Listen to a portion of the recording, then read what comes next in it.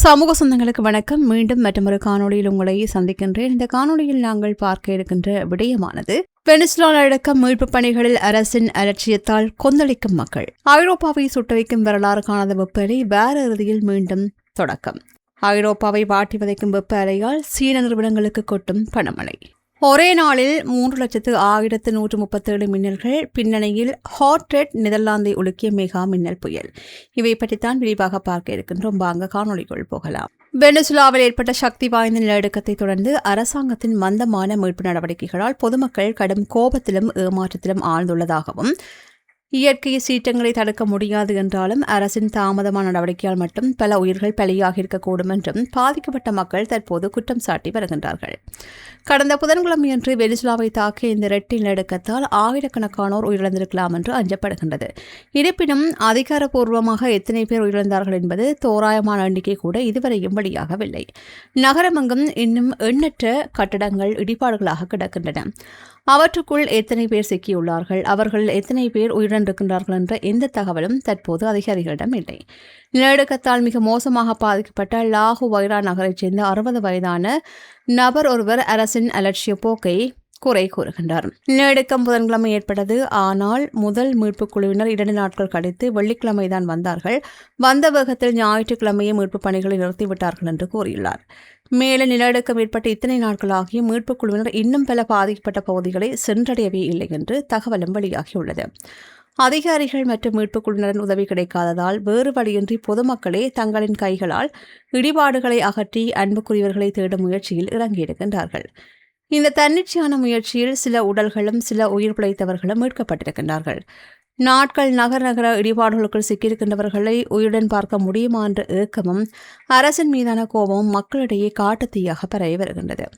பெற்றோருக்கு பிறகுதான் பிள்ளைகள் மரணமடைய வேண்டும் என்பது இயற்கையின் விதி. ஆனால் என் மகன் கண்டிப்பாக உயிருடன் மீட்கப்படுவான் என்ற நம்பிக்கையோடு ஒரு முதியவர் காத்திருக்கின்றார். மறுபுறம் மற்றொரு பெண் தன்னுடைய 12 மற்றும் 13 வயதுடைய பெண் குழந்தைகளை தேடி மருத்துவமனையாக அலைந்து வருகின்றார். அதாவது பிள்ளைகளை வீட்டில் விட்டுவிட்டு வெளியே போக மாட்டார்கள். ஆனால் அன்று ஒருவேளை வெளியே விளையாடச் சென்றிருந்தால் உயிர் தப்பியிருக்கக்கூடும் என்ற சிறிய நம்பிக்கையில் அவர் தேடிக்கொண்டிருக்கின்றார்.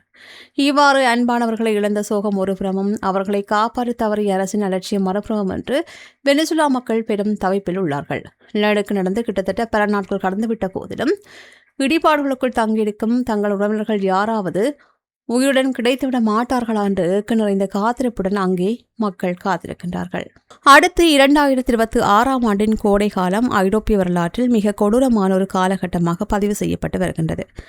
உலகளவில் பொருளாதாரத்திலும் தொழில்நுட்பத்திலும் உள்கட்டமைப்பிலும் முன்னணியில் இருக்கின்ற பிரான்ஸ், இத்தாலி, ஜெர்மனி, ஸ்பெயின் போன்ற வல்லரசு நாடுகள் இயற்கையின் இந்த அதீத சீற்றத்திற்கு முன்னால் திக்குமுக்காடி போய் இருக்கின்றன.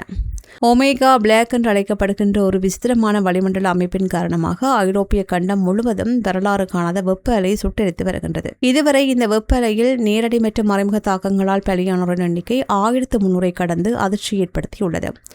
பருவநிலை மாற்றம் என்பது எதிர்கால பிரச்சினை அல்ல, அது தற்போதைய பேரழிவு என்பதை உணர்த்தும் வகையில் ஐரோப்பாவின் தற்போதைய சூழல் அமைந்துள்ளது.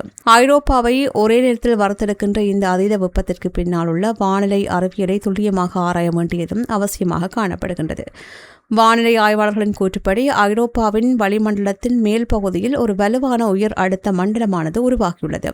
கிரேக்க எழுத்தான ஒமேகா வடிவத்தில் இந்த காற்று சுழற்சி அமைந்திருப்பதால் இதற்கு ஒமேகா பிளாக் என்று பெயரிடப்பட்டுள்ளது. இது ஒரு தடுப்பு அரண் போல் செயல்பட்டு குளிர்ந்த காற்றையோ அல்லது மழையையோ ஐரோப்பாவிற்குள் நுழைய விடாமல் தடுத்து வெப்பத்தை ஒரே இடத்தில் தேக்கி வைக்கின்றது.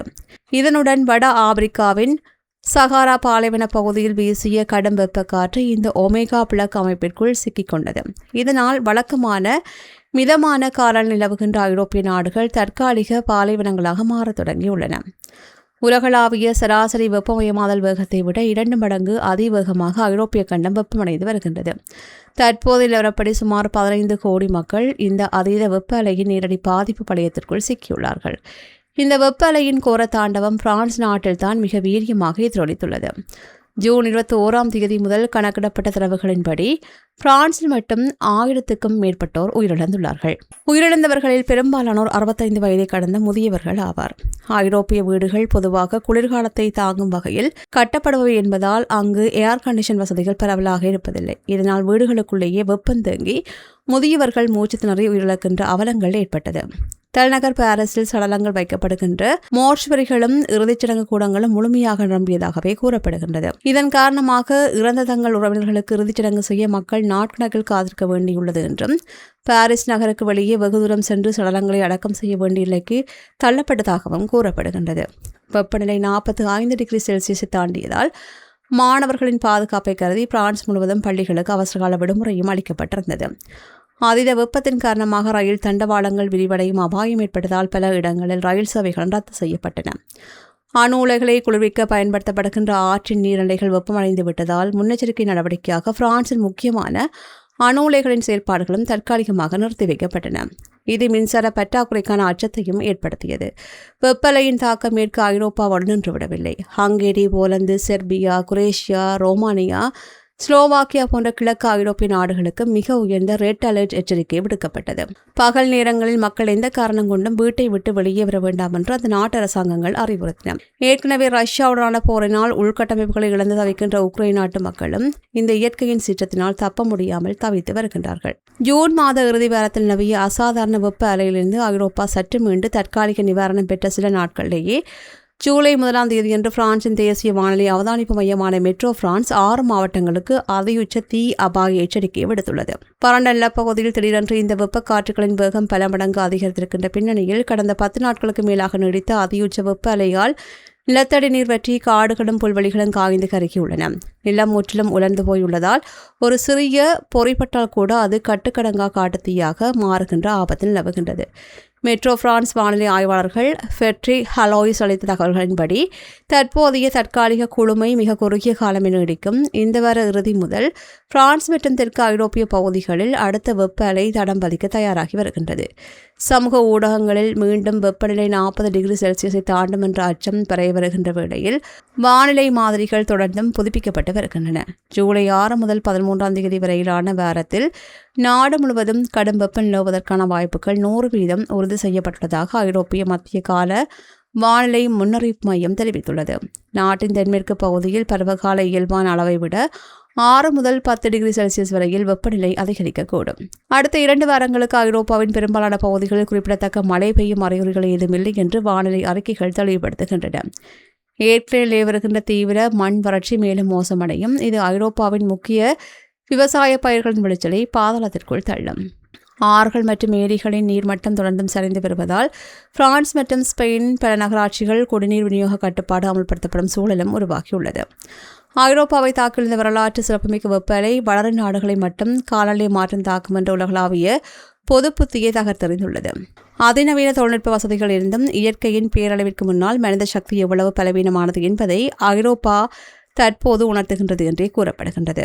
அடுத்து ஐரோப்பிய கண்டத்தை வரலாறு காணாத வெப்ப அலை ஒலிக்கு வரும் நிலையில் சீன வீட்டு உபயோகப் பொருட்கள் தயாரிப்பு நிறுவனங்களுக்கு லக்கடித்துள்ளது. அங்கு நிலவுகின்ற அதீத வெப்பத்தை சமாளிக்க மக்கள் போர்ட்டபிள் ஸ்பிளிட் ஏசி எனப்படுகின்ற எளிதில் எடுத்துச் செல்லக்கூடிய குளிரூட்டி சாதனங்களை வேகமாக வாங்கி வருவதால் சீன தயாரிப்புகளுக்கு ஐரோப்பிய சந்தையில் கடும் தட்டுப்பாடு ஏற்பட்டுள்ளது. இந்தியாவில் வேலூர், சென்னை போன்ற நகரங்களில் கோடை காலத்தில் 100 டிகிரி ஃபாரன்ஹீட்டை தாண்டி வெப்பம் பதிவாவது வழக்கம். ஆனால் சமீபத்திய ஆண்டுகளாக ஐரோப்பாவிலும் அதற்கு இணையான மற்றும் அதைவிட கொடூரமான வெப்ப அலை வீசி வருகின்றது. பிரான்ஸ், ஸ்பெயின், ஜெர்மனி, பிரிட்டன் போன்ற நாடுகள் வரலாற்றில் இல்லாத வெப்பத்தை சந்தித்து வருகின்றன. வழக்கமாக இந்த நாடுகளில் ஏசி பயன்பாடு மிக குறைவாக இருக்கும். ஆனால் தற்போதைய அதீத வெப்பத்தின் காரணமாக ஏசி உள்ளிட்ட குளிரூட்டும் சாதனங்களுக்கான தேவை பல மடங்கு அதிகரித்துள்ளது. ஐரோப்பிய சந்தையின் இந்த திடீர் தேவையை பூர்த்தி செய்ய சீனாவின் முன்னணி நிறுவனங்கள் தங்களின் உற்பத்தியை இரவும் பகலும் முடுக்கிவிட்டுள்ளன. சீனாவின் பிரபல பிராண்ட் மீடியா தெற்கு சீனாவின் குவாங்லாங் மாகாணத்தில் உள்ள தனது ஷிண்டே உற்பத்தி ஆலையின் போர்ட்டபிள் ஏசிகளின் உற்பத்தியை பல மடங்கு அதிகரித்துள்ளது. இந்த நிறுவனத்தின் ஏசி விற்பனை மட்டும் கடந்த ஆண்டை விட 70% மேல் அதிகரித்துள்ளது. மீடியா நிறுவனத்தை தவிர கிரீ மற்றும் DCL போன்ற பிற முன்னணி சீன பிராண்டுகளும் தங்களது உற்பத்திகளை உச்சக்கட்டத்திற்கு கொண்டு சென்றுள்ளன. இந்த தயாரிப்புகள் அனைத்தும் தாமதமின்றி ஐரோப்பாவை சென்றடைய சீனா ஐரோப்பிய அதிவேக சரக்கு ரயில்கள் பயன்படுத்தப்பட்டு வருகின்றன. வழக்கமான ஏசிகளை விடுத்து போர்ட்டபிள் ஏசிகளை மக்கள் தேர்வு செய்கின்றார்கள். ஐரோப்பாவில் வழக்கமாக ஸ்பில்ட் ஏசிகளை விட இந்த போர்ட்டபிள் ஏசிகளுக்கு அதிக மவுசு உள்ளதாக கூறப்படுகின்றது. அதற்கு பின்னால் பல காரணங்களும் உள்ளன. பாரிஸ் போன்ற வரலாற்று சிறப்புமிக்க ஐரோப்பிய நகரங்களில் உள்ள கட்டடங்கள் அனைத்தும் பழங்கால பாரம்பரியத்தை பிரதிபலிக்கின்றவை. இதனால் வெளியில் உள்ள சுவர்களில் துளையிட அங்குள்ள சட்டங்கள் கடுமையாக தடைகளை விதித்துள்ளன. ஐரோப்பிய நாடுகள் ஏசியை பொருத்துவதற்கான தொழிலாளர் கூலி மிக அதிகம். சில நேரங்களில் ஏசியின் விலையை விட அதை பொருத்துவதற்கான கட்டணமும் அதிகம். சீன போர்ட்டபிள் ஏசிகளை பயன்படுத்த சுவர்கள் துளையிட தேவையில்லை என்றும் எளிதில் கையாள்வதோடு விலையும் குறைவு என்பதால் மக்கள் இதனை தேடி அலைந்து வருகின்றமையும் குறிப்பிடத்தக்கது. அடுத்து நெதர்லாந்து நாடு தனது வரலாற்றிலேயே பார்த்திராத ஒரு பிரமாண்டமான மற்றும் ஆபத்தான இயற்கை நிகழ்வை சந்தித்துள்ளது. நேற்று ஒரே நாளில் வரும் 24 மணி நேரத்திற்குள் நெதர்லாந்து முழுவதும் 3,0137 முறை மின்னல்கள் வெட்டி பதிவாகி உலக வியப்பில் ஆழ்த்தியுள்ளது. வானமே பிளப்பது போல விடிய விடிய பொழிந்த இந்த மின்னல் புயல் நெதர்லாந்து மக்களை ஒட்டுமொத்தமாக மிரள வைத்துள்ளது. மின்னல் கீற்றுகள் ஒட்டுமொத்த வானத்தையும் ஊதா நிறத்தில் ஒளிரச் செய்த வீடியோக்கள் தற்போது சமூக வலைதளங்களில் வெளியாகி வருகின்றது. நெதர்லாந்தின் அரசின் அதிகாரப்பூர்வ வானிலை ஆய்வு நிறுவனமான KNMI வெளியிட்டுள்ள அதிர்ச்சி தகவல்களின்படி ஜூன் 28 அன்று உருவான இந்த மெகா மின்னல் புயல் அதன் உச்சக்கட்டத்தை எட்டிய போது நெதர்லாந்து மற்றும் வடக்கு ஜெர்மனி பகுதிகள் முற்றிலும் ஸ்தம்பித்தன. புயலின் கோரல் தாண்டவம் உச்சத்தில் இருந்தபோது வரும் 30 நிமிடங்களில் சுமார் 30,000 மின்னல் வானை தாக்கியது.